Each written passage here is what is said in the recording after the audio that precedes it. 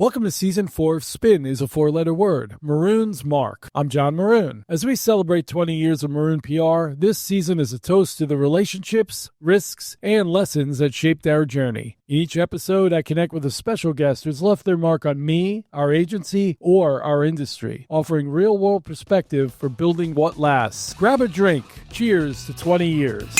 Hey everybody, it's John Maroon. Thank you again for tuning in to Spin is a four-letter word, the Maroon PR podcast. As you know, this year is Maroon's Mark. We're going to talk to 20 people in our industry, 20 very significant people, either to meet personally or in our industry or both. And today's no exception. My very good friend, very old friend, Pat Courtney, who is the Chief Communications Officer at Major League Baseball, is joining us. Pat, welcome to the show. Thank you for taking a few minutes of your time. Oh, I'm happy to do it, John. Great to see you. Yeah, great to see you too. Pat, I mean, you and I go back to the 80s. Yeah. Interns at MLB and all that craziness, which is such a great memory. But give our viewers and listeners a little bit of an idea of your career journey and your role at MLB over the years and where you're at today. Sure. So, I went to the University of Richmond, and, when I was there, I was an economics and sociology major. and really, there weren't sports programs there. I was always, I played a lot of sports, and I was just a huge consumer of sports, and really was thinking I was going to go on this business track, Wall Street, not even knowing what that meant, right? And then, one of my really good friends' brothers was in the middle of a graduate school and grabbed me and in business school. And he said, "What do you want to do?" I told him this. And he's like, "Look, my advice for you is you're going to be working your entire life. Find something that you love doing, And as we explored that, he's like, "Tell me something you love, And I was like, "I love sports." And he's like, "Well, then find something in it." And this was my junior year in college. And from that point on, it really sparked something in me, and to think I gotta see what I can do. And, I winded up finding an internship with a sports agent who represented one NFL player.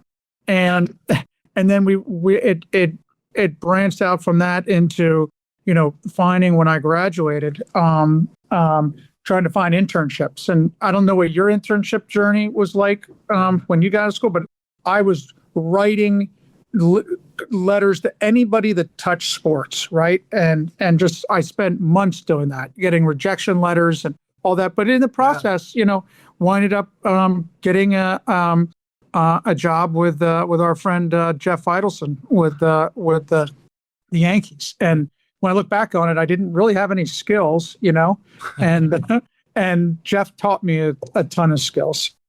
No, he's great. It's funny you mentioned that. Like, I got very lucky because my mom directed. I was failing in college. I was at Fairleigh Dickinson. I didn't know what I wanted to do. And my mom remembered we visited St. John's. And, they had a sports management program. She's like, "Okay, dummy, like, try that because maybe that'll spur something." And we got a guy there named Bernie Big Lane was a very well connected. Remember Bernie? Oh, sure. Bernie placed me in this internship with our friend Jim Small. Yeah. And that's how that started. So it was the St. John's connection and all that stuff. But please go ahead. So you got the internship. Yeah. So, and I got the internship with Jeff, and,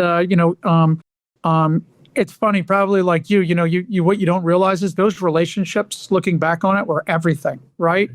Brian Cashman was there. He's, who's, GM. John Ricco, who is now has a higher up position with the Mets, was an intern with me. And, John and I, and there was a third intern there, we really just took it like we couldn't believe we were at the New York Yankees. And we're like, whatever you want us to do, we'll do,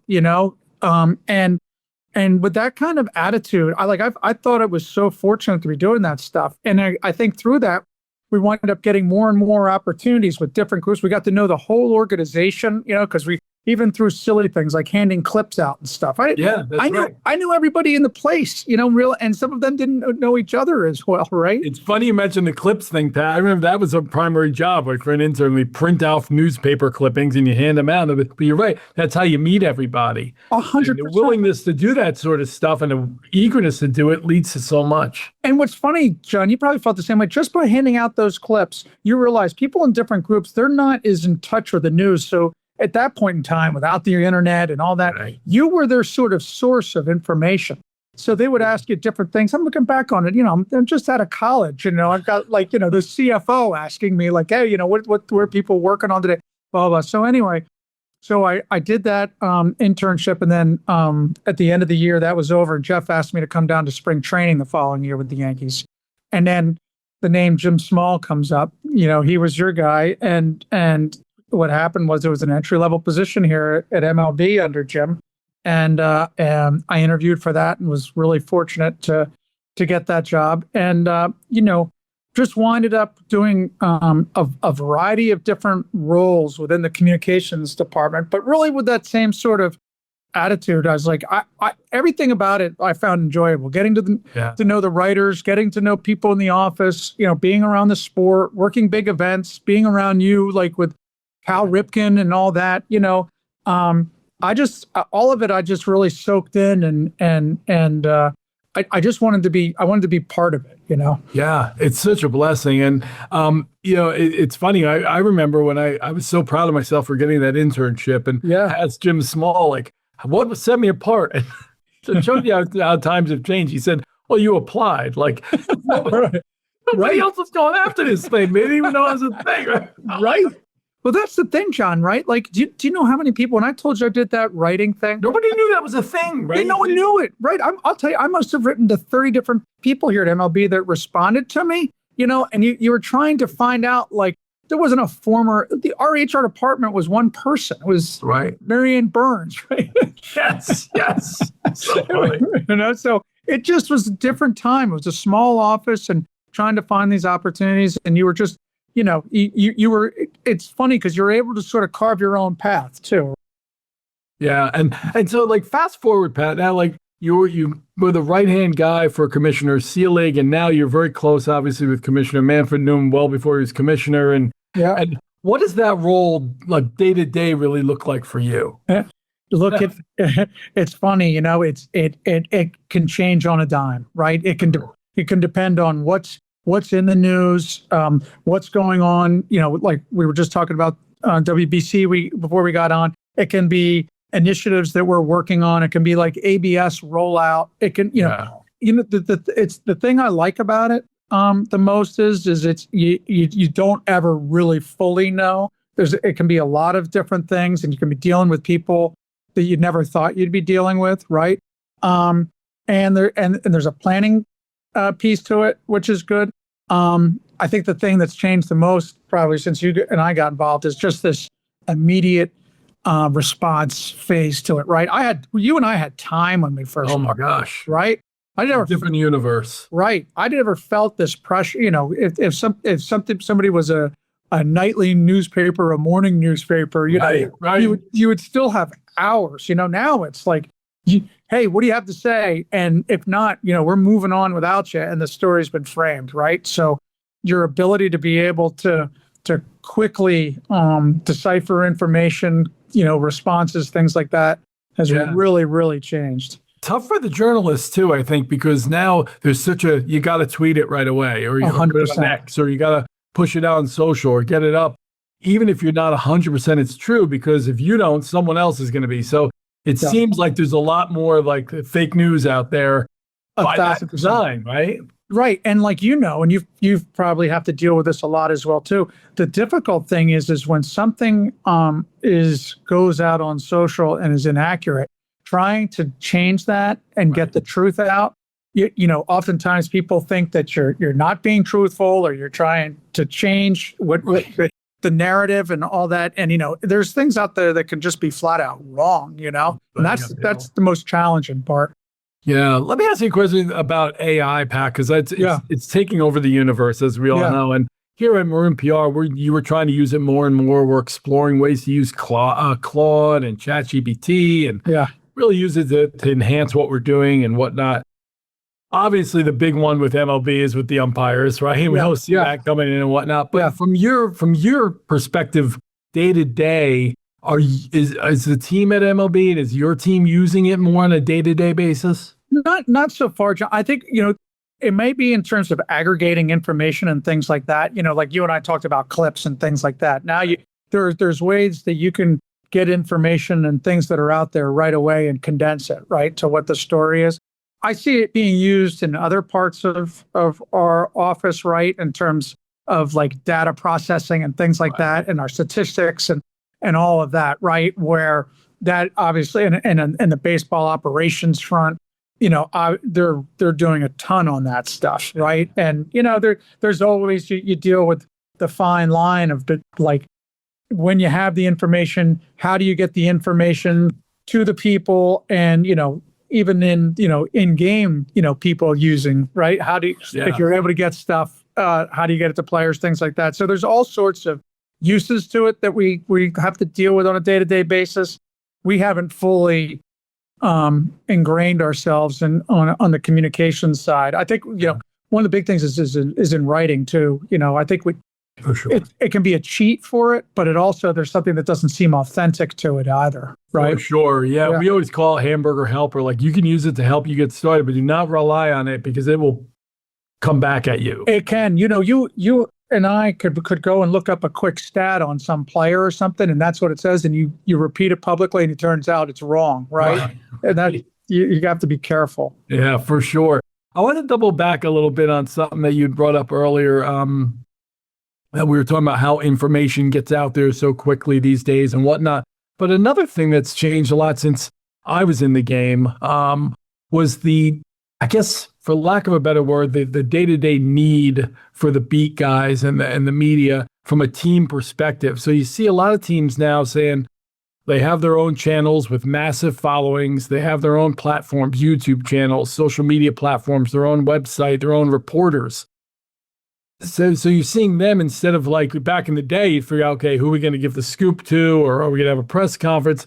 Now teams are telling their own stories. I mean, how much have you seen that change, and how much of a challenge do you think, or opportunity, is that for organizations? Yeah, I think you've sort of summed up. It's like all the above, right? Yeah. I think that you and I came up in a traditional background, and I'm still, I think the third party credibility of somebody else is something, if we write a story or something, people are always going to question, like, well, that's their coming in-house, right? So the third party credibility is always helpful, right? And drives towards, I think that where it's really helpful are in markets where we've gone from where there was, 10, 20 reporters covering a team, where there might be one or two, right? And it's a way to augment coverage where, if people don't have a source in which to go to, they have one where they can get, the basics, right? Yeah. And like I know here for MLB.com, for years, people thought, but we didn't, in terms of giving them a heads up on things. We want to give everybody equal footing on things when we put a press release out, and just because we've feared that the criticism of it, quite frankly, right? But I think as time goes along, is that people, the numbers have started following a lot of these club sites and stuff, and they also feel like it's a direct communication with their most loyal people, right? Yeah. So by doing that, they feel like they're building a relationship themselves. So there's a lot to that, but I think really where I sort of think is it's like a blend, right? You're trying to like cover everything: print media, social media, your own, you're trying to get it out to the masses. Yeah, and I think the media relations piece, I worry about that sometimes. I talk to young people that come and join us, they're interns, and they're not being taught media relations in school the way they used to be. It's much more about the social. It is still writing, which is great, but like I just see there's such value in that third party endorsement, as you alluded to earlier. And now you're seeing, going back to the AI piece, AI is drawing down a lot of its information from earned media. So it's kind of getting a rebirth of sorts. So I hope that it's still a critical part of what we do in our storytelling. It's that earned, paid media. And I'm glad to hear that it's still important to you. And I hope I hope younger people understand that. Well, look, you and I probably benefit the most from the interpersonal relationships, right? I think that was somewhere where you and I were taught that way. We were taught that way. And they were real relationships, right? It was, I always sort of thought like I always hated the word spin, right? Because spin to me, that's why we name this spin as a 4-letter word. Right. Yeah. There you go. Right. Yeah. Because it just, to me, that you might as well say liar, like conveniently lie. I mean, like I always felt like, look, especially with people you're dealing with on a day-to-day basis, it's okay if you don't tell them everything, right? But you have to tell what you're telling them has to be the truth. Or else it's over. It's over. It only takes one time. Exactly. I always said that about journalists and athletes. You get one shot, man. Like absolutely. If they start viewing you as untrustworthy, you're done. You're useless. You're done. Right. Yeah. They get that you can't share everything all the time. They get that, but don't lie to them, right? They respect it. I can't tell you the number of times I'm like, look, you know what? I just can't. I can't go into that. Nothing I can say on that. I agree. Pat, so like since you've been there, how many years have you been at MLB? I started in 92, so 32 years. Yeah. So amazing. And there's been ebbs and flows with baseball and its like relationship with the public and whatnot, but baseball is at such a high right now and its popularity, it's wild. Like down here in Baltimore, people are losing their minds over the Orioles, which is awesome to see again. But it's popular everywhere. And I guess I'm asking, in this world with video games and this world with, quick, the slow attention spans, I know the pitch clock helped. Like, what do you attribute that to? Like, when did this baseball resurgence, which is so great to see? I look back on a lot of it. So at the time, Commissioner Manfred was running. And when he was doing, Commissioner Seelig had been commissioner for more than 20 years, right?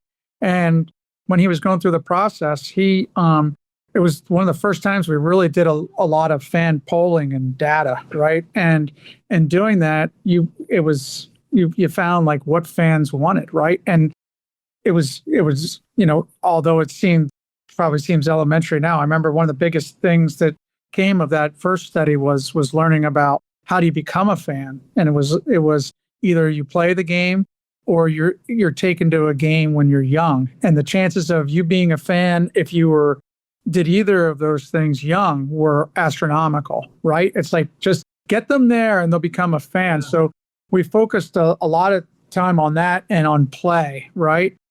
I think, that sort of morphed into, what do you want on the field? And on the fields, it was things that, time of game, dead time, where the pitch clock, things like that. And so there was this constant thing. You could sort of see what fans were saying loudly, right? And then focusing on that. And,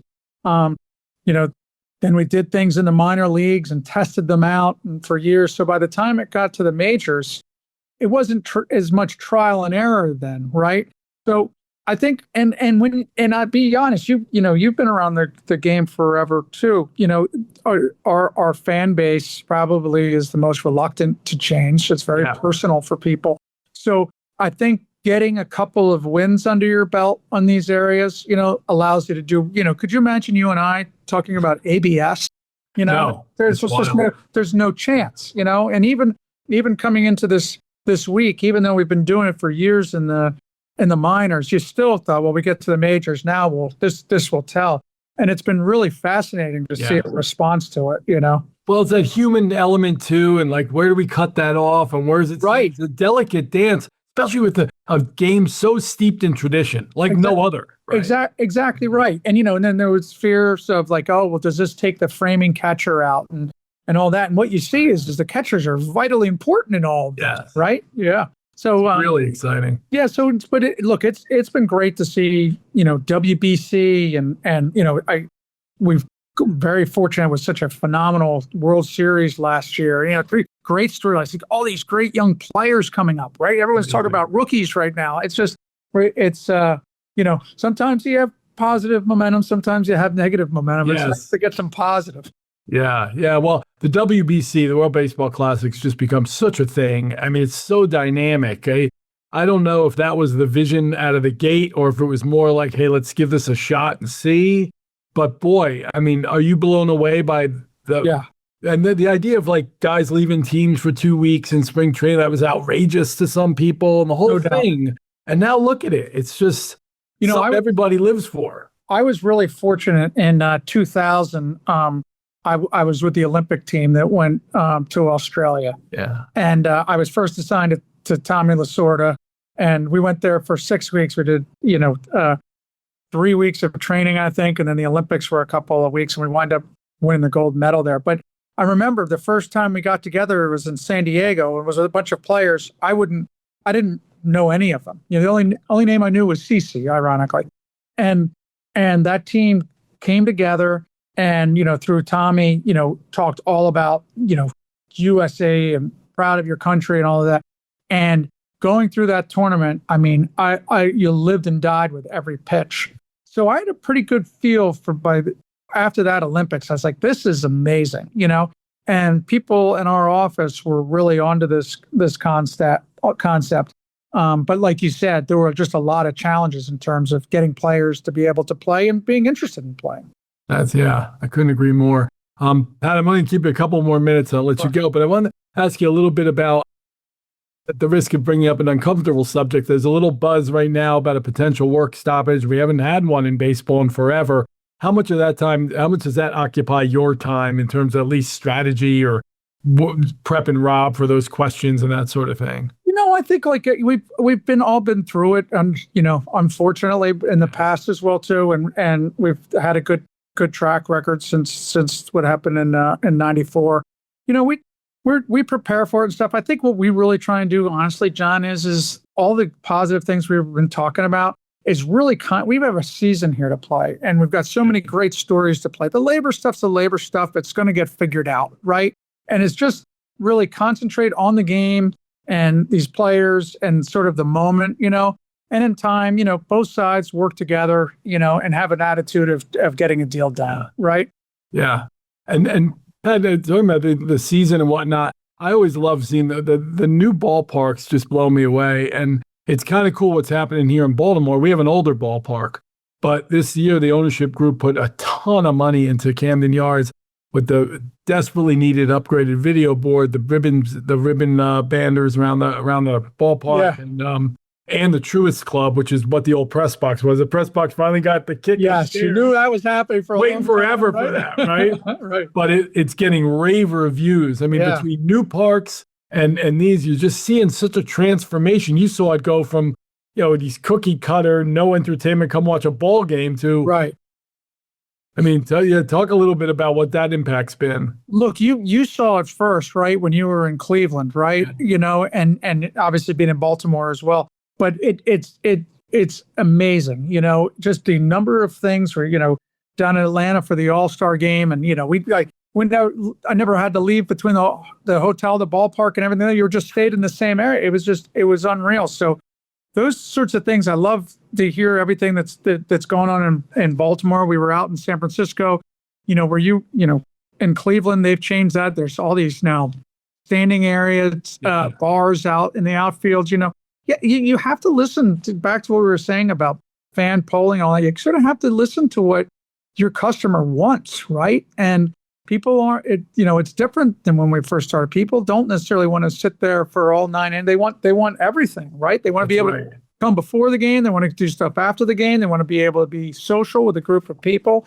So you have to give people the option. And you also have to take care of your hardcore fan that wants nothing to change as well, too, right? Yeah, no, so true. It's really interesting. I heard the new CEO of the PGA Tour said recently, he was quoted saying, sometimes it's not that complicated. Sometimes you got to listen to your fans and see what they want. And they really have they'll give you really good impact, feedback. And came in with a bang and made some really positive changes for that sport. 100. Yeah, it's been interesting to watch him, right? Very conservative sport as well and everything. Yeah. And it feels like he's got some really good momentum. Yeah. Well, Pat, you and I have worked together on a few different things over the years and several different things. I mean, obviously 21-31, you're a big part of that with us down in Baltimore, which was such a special moment. And opening up Jacobs Field. And I think, were you in Cuba with us? I was just going to bring up I think I have a picture of you and I on the field in Cuba. Yes. That was it.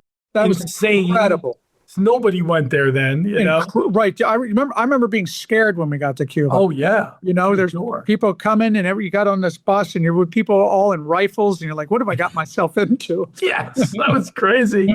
Of all the things in your career, of all the special things that you've been a part of, do you have a few of like top memories for you? You know what? You just hit a couple of them. You know, the Cuba thing. I remember just thinking, you know, in my wildest dreams, I never could have pictured being in Cuba. You know, you remember walking around the old cars. It felt like time had sat still for 30 years, right? Yeah. The Ripken one was so unbelievably and special, and he made it special, right? He like the way he you know. I got to meet him through you, and just the way he pulled everybody in on it was unbelievable. Looking back, the McGuire Sosa stuff, you know, at the time, yeah, was incredible. More recently, I would tell you that first game at Field of Dreams. Yeah, that was. I'm telling you, like walking, we get to the field and we're pulling up and you see the cars like at the end of the movie and we're pulling up. You're like, oh my God, this is crazy. And then you walk through the corn to the stadium that was built in the middle of nowhere. And, you know, and then the stuff that Kevin Costner did and the players were walking through the outfield stuff. I mean, that was just, I remember sitting there like, this is one of the most amazing things I've seen. So this game, it's amazing, right? It's just, there's always, it comes along a thing that just blows your mind, you know? Always. And last thing, and I'll let you go. What I would like to finish, like, what advice would you give to young people wanting to get into communications, whether it's sports or, you know, just in general, but they like PR, they like the idea of it. Maybe it is a passion for sports. Like, what do you tell young people trying to break in? I have a lot of people, I'm sure like you, that reach out, you know, about internships. We have a really good internship program here, and it's I think the biggest thing is to have some sort of idea what you want to get into, right? It's people. I get a lot of, I would like to intern with you guys, you know. And it's like, well, if you want to give me an idea, you know, if it's communications, is it licensing, is baseball operations, legal, whatever. You give me some concept of it, so that way you can learn some skills, because eventually you're going to have a skill set in order to work at some place full time, right? So I think is to think like the person who grabbed me at that time and said, is like, get some sort of idea on what you want to do, right? And then explore it. And the thing is you don't necessarily have to, if your ultimate goal is to get into sports, you can do things in and around sports that can give you that, you know, you can get as much or more experience working for an agency as you do for, you know, a league office. And it can even set the stage up. I told young people, like, hey, look, if you can do an agency and you start pitching stories about stuff that may be a little less sexy than the New York Yankees, you can pitch anything and sell anything. So like 1,000%. Get experience. Yeah. I've gone from when I first started here and just hiring people that mainly had baseball backgrounds to now hiring people that have political backgrounds, right, agency backgrounds and stuff, just for exactly what you said, because they're used to pivoting all over the place on different topics, right? Yeah. I think if you're not careful and you work for a team for a long time, I tell this woman we just hired away from the Ravens, going to start in a few weeks. She's smart as it can be. I said the one thing that's a danger, and she recognized it, was that you have a built-in base of media covering you day to day. So if you're not careful, most people, good ones, are careful and they stretch themselves. You can fall in the trap of just servicing this built-in media base versus, hey, I want a story in a different outlet. I want to be bigger. I want to tell the story that nobody's thinking of. I'm not just worried about what's between the white lines. Exactly. And, you know, and you see that, and that's the thing, is when people that have been in agencies, that's what they're used to, right? Yeah. They're used to going to a whole different set of media depending on what that topic is. And finding out what's interesting about a client that sometimes it's not as obvious as Aaron Judge, right? Right. Like, exactly. It's a little trickier. Yeah. 100%. Right. Yeah. Well, listen, Pat, you know, I really appreciate you taking some time to do this. I know how busy you are, but I just want to let you know how much I value our relationship. And we always say here at Maroon PR, we drive growth through relationships. And you alluded to this when we were talking. The relationships we made during that time. And we had some really fun times together. Carolyn and I were thinking back to these all-star games and these laughing as hard as I've ever laughed with you. Absolutely. While learning and doing great work. I'm grateful for our friendship, and I'm grateful that you took some time. Oh, John, I'm happy to do it, and I feel the same way. And look, I think what you said is true. Is we both had a passion for what we were doing, but we like to have fun too, and that's okay, right? You want to have fun while you're doing this, Oh my God, that is for sure. Well, Pat Courtney, who is the Chief Communications Officer for Major League Baseball, thank you again for being on Spin as a Four-Letter Word. Maroon's Mark. We'll see you soon, my friend. Hey, it's John Maroon again. Thank you for listening to Spin is a Four-Letter Word. And just a reminder, if you can, follow us on all the major social media platforms at Maroon PR. If you have an idea or suggestion, let us know what you think, and we'll see you soon.